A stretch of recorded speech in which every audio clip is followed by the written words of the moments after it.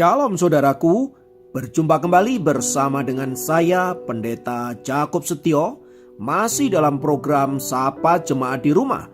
Kali ini kita akan bersatu bersama-sama, mari kita berdoa. Bapa kami rindu, firman-Mu sungguh memberkati kami, dan biarlah melalui renungan firman itu, kami semakin dikuatkan, diteguhkan di dalam pengiringan kami akan Engkau. Kami siap diberkati, terpujilah nama-Mu kekal selama-lamanya. Dalam nama Yesus kami berdoa, haleluya, amin. Firman Tuhan kali ini terambil dari Mazmur 14 ayat 1. Mazmur 14 ayat 1 berkata, orang bebal berkata dalam hatinya, tidak ada Allah. Saudaraku, kata orang bebal yang dicatat dalam Mazmur 14 ayat 1 itu tidak menunjuk kepada orang yang tidak mengenal Allah, melainkan orang yang mengenal Allah tapi menolak keberadaannya. Dengan kata lain, ia mengakui bahwa Allah ada, tetapi ia memutuskan untuk menolak keberadaan Allah di dalam hidupnya. Itu berarti ia juga menolak campur tangan Tuhan dalam hidupnya. Sebab bagi orang-orang bebal, tanpa Allah pun mereka bisa menjalani hidup. Bahkan mereka dapat melakukan hal-hal yang hebat, hal-hal yang luar biasa tanpa campur tangan Allah.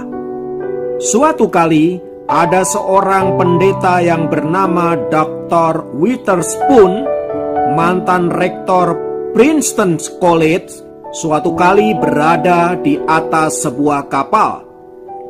Di kapal itu ada seorang guru besar yang dengan terang-terangan mengaku kepada dirinya bahwa ia adalah seorang ateis dan bahwa dia tidak mempercayai Allah dan tidak pernah percaya juga akan adanya surga dan neraka. Tak lama kemudian terjadi sebuah badai yang dahsyat yang menerpa kapal tersebut. Karena kapal itu hampir tenggelam, maka seluruh penumpang mengalami ketakutan yang luar biasa, dan tak terkecuali profesor ateis tersebut.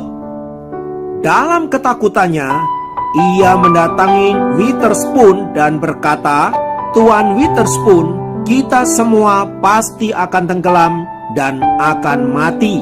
Bukankah begitu, Tuan Witherspoon?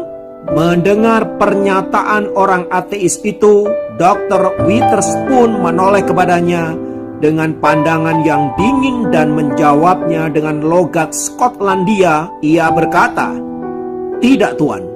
Kita memang ada di dalam kapal yang sama, tetapi Anda dan saya memiliki tujuan yang berbeda.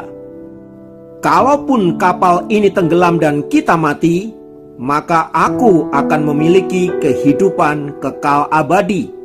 Bagaimana dengan engkau sendiri, Tuan ateis? Sang profesor ateis itu tidak bisa menjawabnya, selain diam membisu sambil menahan rasa takut yang tiada tara, menunjukkan bahwa ia sedang membutuhkan pertolongan dari Sang Maha Kuasa agar ia terlepas dari bencana itu. Saudara, dalam hidup kita seringkali kita tidak mempercayai Tuhan sedemikian rupa. Seringkali kita menjadi ateis saat semuanya baik-baik saja.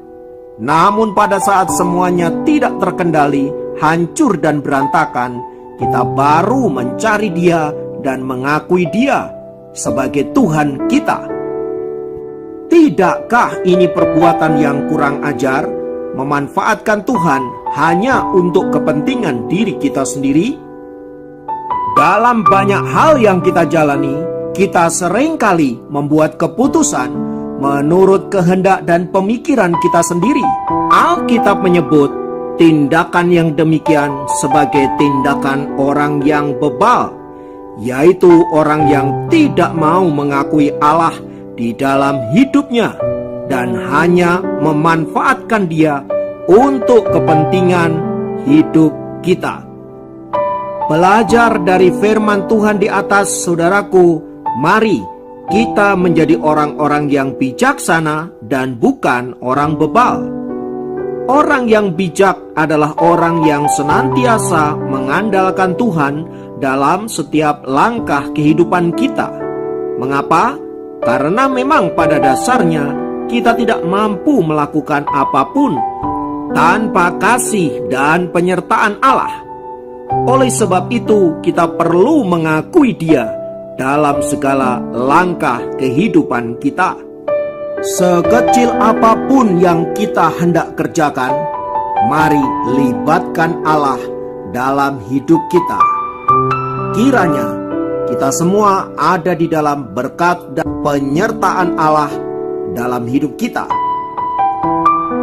Mari kita berdoa. Bapa, dalam nama Yesus, biarlah firman-Mu senantiasa menguatkan dan meneguhkan kami. Jadikan kami orang-orang yang bijaksana, yang senantiasa mengandalkan Tuhan dalam setiap langkah kehidupan kami. Ampuni kami kalau kami hanya mencari-Mu saat kami membutuhkan-Mu saja. Terima kasih Bapa, biarlah hidup kami terus bertumbuh di dalam pengenalan akan Tuhan. Di dalam nama Yesus kami berdoa, haleluya, amin. Demikian program Sapa Jemaat kali ini. Sampai jumpa dalam program Sapa Jemaat yang lain. Tuhan Yesus memberkati.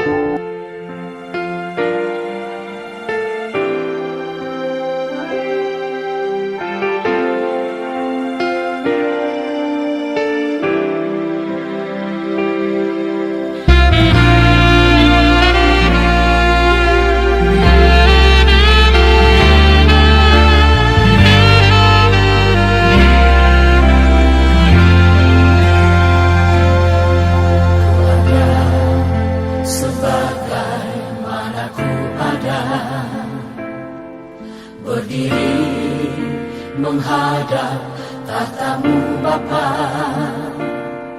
semua karena anugerah.